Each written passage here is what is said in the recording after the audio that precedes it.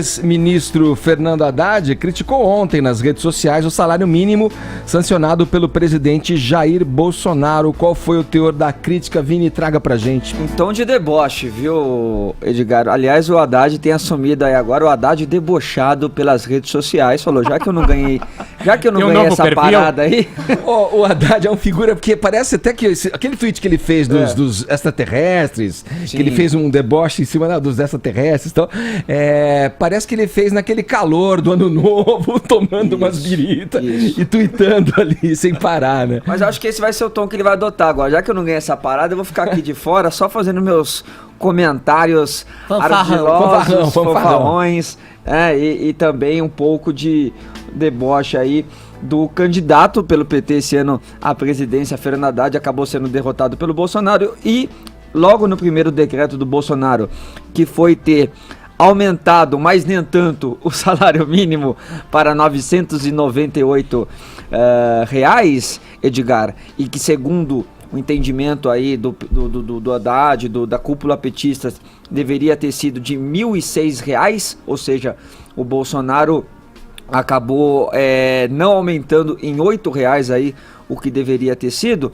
Eles fizeram essas críticas aí já ao primeiro decreto do presidente. E o Fernando Haddad comentou o seguinte: o povo começou a se libertar do socialismo. Salário mínimo previsto de R$ 1.006 foi fixado em R$ 998. Sem coitadismo. Selva! Olha lá. Comentário, então, do Fernando Haddad. E a Gleisi Hoffmann, presidente do PT, também já disse até que o partido aí já prepara também um decreto para garantir o salário mínimo de R$ 1.006. Daqui a pouco o Coppola vai entrar mais nessas questões aí da legalidade ou não desse salário mínimo aprovado pelo Bolsonaro. Mas ela diz o seguinte: o Congresso Nacional, que deu 16% de reajuste aos juízes e promotores, tem a obrigação de garantir o salário mínimo de R$ 1.006. A economia que o governo quer fazer não pode cair nas costas dos mais pobres, como quer o Bolsonaro. E aí, independente de estar certo ou não, Edgar, eu só queria dizer o seguinte: muita gente ontem desdenhou um pouco dessa diferença, desse valor de R$ 8. Mas, gente, R$ 8 para quem é muito pobre faz sim diferença. Dá mais 100 ao ano, né? Dá pra se comprar contar férias, 13º, alimento aí com R$ 8. Não dá um pra dia de desdenhar, trabalho não. com passagem de ida e volta.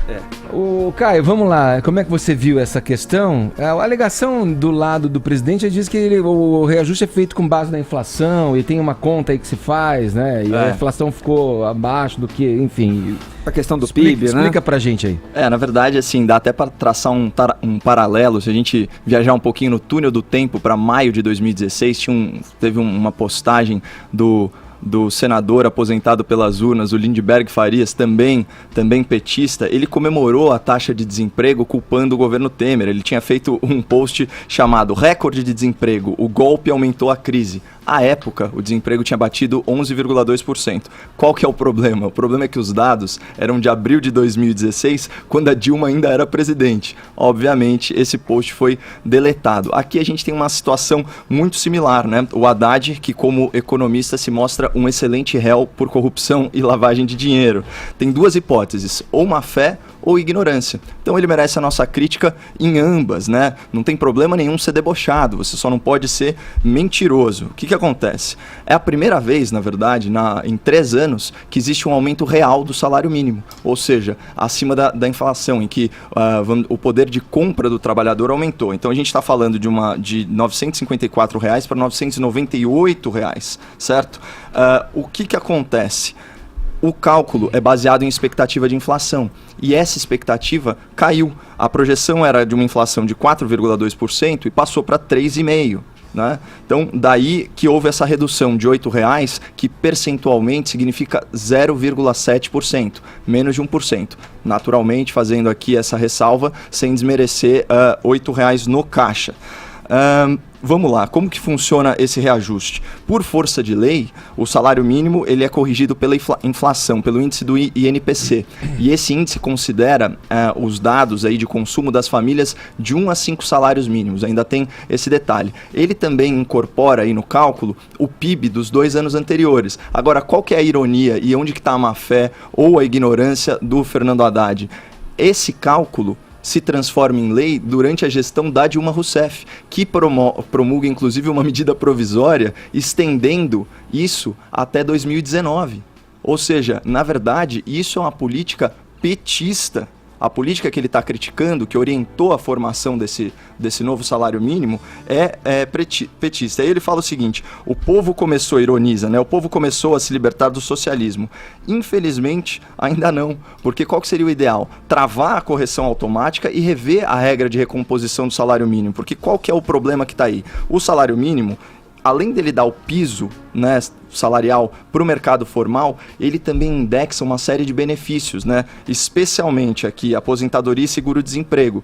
Como me ensinou ontem a nossa colega aqui da Jovem Pan, a Denise Campos de Toledo, né, que é especialista em economia, a cada R$1 que o governo acrescenta no salário mínimo, o erário público tem um ônus aí de 304 milhões de reais. Então, fazendo uma conta rápida, esses R$44 de acréscimo vão representar no orçamento da União um ônus de 13 bilhões, de mais de 13 bilhões de reais. Então, isso daí é uma coisa muito, muito séria.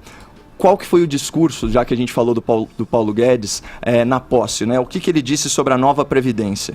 Nós temos que libertar as novas gerações desse regime previdenciário e trabalhista que nós temos hoje. E ele chamou a atenção, né, para o aspecto fascista da legislação brasileira, que foi inspirada na Carta del Lavoro do Mussolini, né? Então é o Código Trabalhista italiano que inspirou a nossa CLT, né, a Consolidação das Leis do Trabalho, do ditador Getúlio Vargas, né? Só para citar duas coisas: ausência de liberdade em associação sindical e imposto sindical obrigatório, que só caiu com a mini reforma trabalhista do Temer. Então, assim, só também para fechar o raciocínio, não se gera emprego criando encargo trabalhista, e não é à toa que hoje em dia no Brasil nós temos 12 milhões de desempregados, esses sim herdados do governo socialista da Dilma Rousseff.